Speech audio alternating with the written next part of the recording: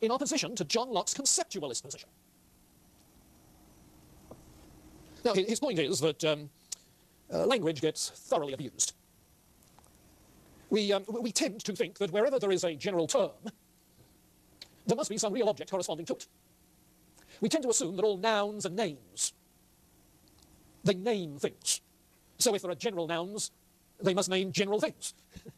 And if there are no real, objectively real universals, what do general nouns, common nouns name? They name abstract general ideas. The conceptualists abstract ideas. But that, Berkeley's convinced, is a mistake. Language can do many other things besides naming. Not all words name, you see. Not all language is referential, pointing, signifying, denoting. Many other things that we can do with language. There isn't necessarily any one-to-one correlation between words and ideas, like Locke had thought there was. Words often have no fixed meaning in any case. But in addition to referring to things, words can be used to comfort, to encourage, to exhort, to blame, all sorts of things we do with language. Now, when you read that section in Berkeley, you may think it sounds very much like Wittgenstein, if you've run across into the 20th century Wittgenstein, or the Oxford Ordinary Language Philosophy, as it was called in the 1950s and the 1960s. Because there were a group of philosophers then, of whom Wittgenstein was a very significant one. There was a group of philosophers at Oxford, Cambridge, other places, who were applying to the positivism of the 1930s and 40s, that insisted that all language must have reference, signify. Who said there are all sorts of other things we do with language, and Wittgenstein called them other language games. You see, other language games. Sure. We do all sorts of social activities using language. You see. Yeah. It has all sorts of functions. Well, Berkeley recognises that. And so he thinks that we've been misled in supposing that all words must refer to something out there, and consequently that general terms must be names for abstract general ideas. No. And some of the examples and arguments that he gives are helpful, I think. He says, for instance, that according to Locke, we have an abstract idea of motion, or an abstract idea of colour, or an abstract idea of extension. Now take the notion of extension, because that means primary qualities. Size, shape, density, and so forth. These are properties which put together amount to what we call spatial extension, spatial occupancy, spatial extension. Yes. Well, do you have an idea of spatial extension in general? Berkeley asks. No, you have an idea of a particular shape, a particular size, a particular area that is occupied. But extension? What about colour? That's secondary qualities. Colour. Do you have an abstract idea of colour in general? Oh, no, you have an idea of the shade of blue that my shirt has. I was careful to put a blue shirt on today. The shade of blue my tie has. The shade of blue my eyes have. And so on and so forth. But do you have an idea of blue in general? No, the word is simply a catch-all for all of these shades and hues, classified in certain ways. So he denies, then, that there are such things as abstract ideas. Now, bring it home to roost. Do you have an idea of matter? Abstract? Well, even Locke didn't. He said it's something I know not what. Oh, that comes home to roost. No, you don't have an idea of matter. You have an idea of a particular apple, a particular tree, a particular rock, a particular chair, but not matter in the abstract. Do you have an idea of space in the abstract? No, of certain spatial relationships, of distances, of areas occupied, in particular, but not in the abstract. Do you have an abstract idea of time? Same problem. Do you have an abstract idea of power? Remember, Locke had a long section about that. Oh, no, you have a general term, power, that refers to certain felt, experienced forces, but not power in the abstract. You can feel the tension in your muscles as you lift a heavy, heavy weight. You feel the force, the power. Well, that's particular, it's not an abstract idea. So he denies that there are abstract ideas, and there are times when his rhetoric on the subject is very persuasive. When, for instance, he says this: whether others have this wonderful faculty of abstracting their ideas, they best can tell. But for myself, I find I have a faculty of imagining, of representing to myself the ideas of particular things I've perceived, and of compounding and dividing them. I can imagine a man with 2 heads, or the upper parts of a man joined to the body of a horse, a fairy giraffe with butterfly wings. I can consider the hand, the eye, the nose, each by itself, separated from the rest of the body. But it must have some particular shape and colour. I cannot by any effort of thought conceive the abstract idea described. It's equally impossible for me to form the abstract idea of motion distinct from the body that's moving, neither swift nor slow, curvilinear nor rectilinear and the like. To be plain, I own myself unable to abstract in one sense as when I consider some particular parts or qualities separated from others, etc., but I deny that I can abstract those qualities and frame a general notion by abstraction. And then he goes on to talk of a certain distinguished philosopher who thought you could, and proceeds to disagree specifically with paragraphs that he cites. So in effect, Berkeley is saying, whether you guys can do it, I don't know, you'll have to say, but I certainly can't. I can't think abstractly about abstract general ideas. Now, what sort of an argument is that? You see? It's an empirical argument. He's telling Locke, of all people, that he's not sufficiently empirical. You see? He's telling Locke that he's not sufficiently empirical on this matter of abstract ideas. And I suppose if Locke wants to reply, if Locke, the empiricist, wants to reply, the only response he can give is an empirical response. What is there in our experience of using general terms which relates to thinking abstract ideas? Thinking abstract ideas. Well, I put the question that way, so I suppose I should pause and suggest how you might try to answer it, how others try to answer it. You have to think of words not as names, but as symbols. Not as names that point to objects, but as symbols which build into a whole language where symbols relate to other symbols. So when you think abstractly, what you think is in terms of a language. And within the framework of that language, thinking that language, you are thinking an abstraction from particular objects. You think? It's the way it is in mathematics. Square on the hypotenuse is equal to the sum of the squares on the other two sides. Now, don't try to picture that. It won't be accurate. You're not thinking about a particular. You've got to think in the language of mathematics. So I think the point is that it's language seen as symbol rather than a denoting device. Language seen as a system of symbols, which is a vehicle for abstraction. Well, that's something which, of course, gets going in the 19th century. And it's the kind of idea that has been picked up in all sorts of literary theory. So, all right, any questions, comments about Berkeley's nominalism then?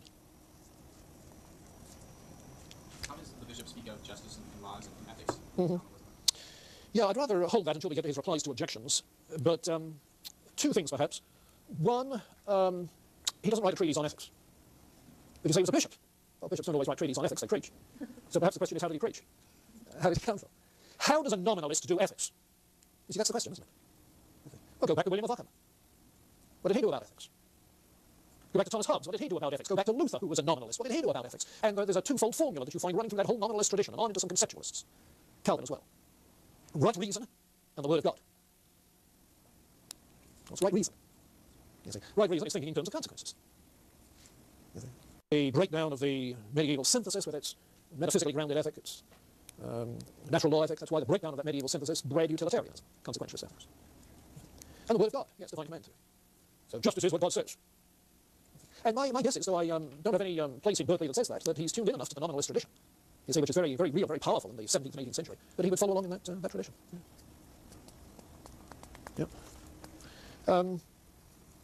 Yeah, I think that's the case. I was pausing for a moment to ask myself, what about any influence of Cambridge idealism on Berkeley? From what I've read, I don't see much influence of Cambridge idealism on Berkeley. If there were, it would involve more of moral intuitions. You see, an immediate mental awareness of some moral truth. Because the Cambridge Platonists believe in innate ideas, innate moral ideas. But that's, innate moral ideas is so alien to Berkeley's empiricism.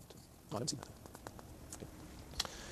Okay, take the second step then, and ask ourselves more directly, all right, what about his argument against materialism? His argument against materialism. And here his attention is turned to the theory of ideas, and he argues for a position that has become known as mentalism. Mentalism. The view that only minds and their ideas exist. Only minds and their ideas. That is to say, what goes on in minds. Only minds and their ideas exist. Oh, and if you want to know how he thinks mind exists, how does he know any mind exists? He'd pull a Descartes on you. I don't know how you might say, but I think there I exist. So at least one mind exists.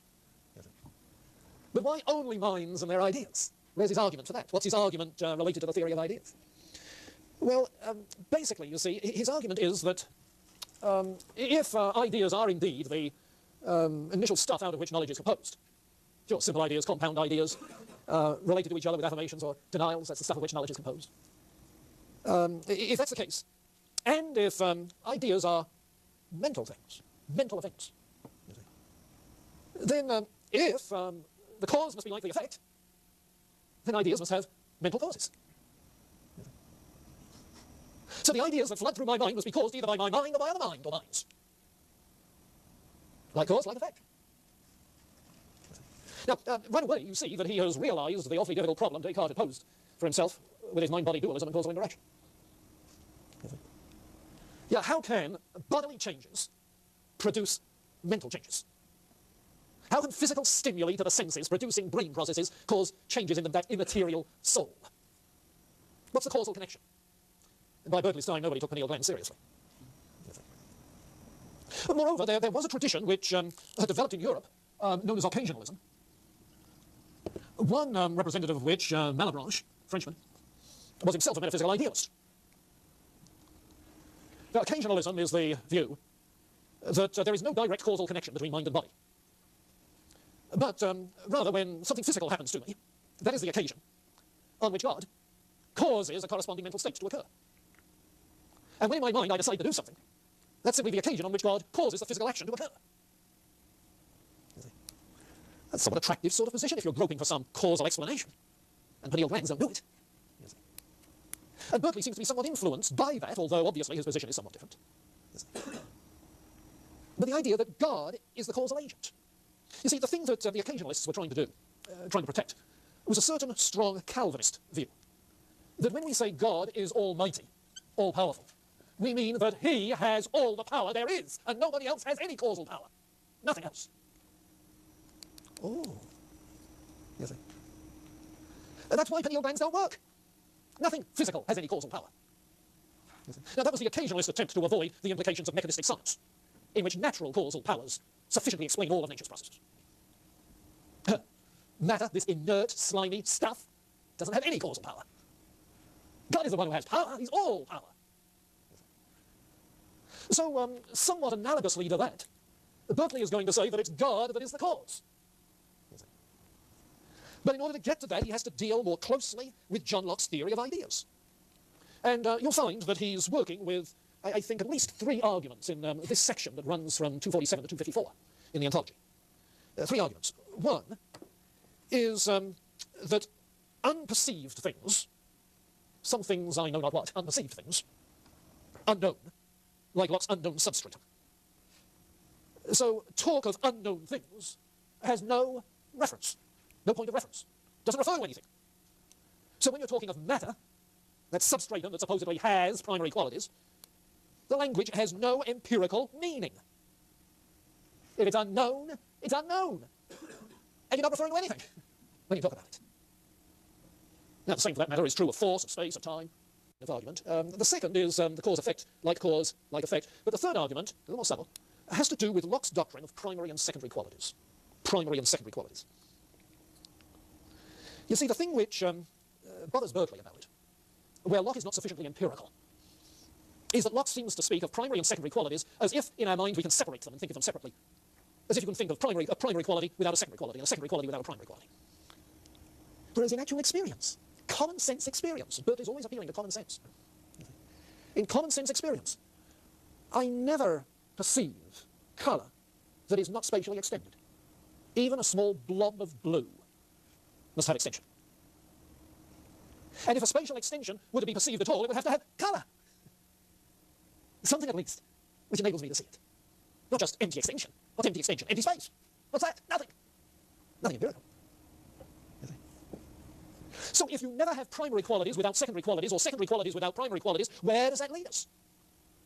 Well, Locke has said that secondary qualities are subjective. Caused by whatever causes them. Locke has pointed out that secondary qualities can be somewhat relative to all sorts of observation conditions, relative to the perceiver. Secondary qualities. Yeah, it depends if you wash your ears out, how clearly you hear the sound. Depends if you've got your spectacles on, whether you see it clearly. Sure, I can't even see to read the alarm clock when I wake up without my spectacles. It gets worse all the time. One of these days, I guess I just won't bother. But, okay. What you see, secondary quality, is relative to the condition of your sense organs and all sorts of other observation conditions. And therefore, he says it's subjective. There's no objective correlate. But the same is true of primary qualities associated with those secondary qualities. You see?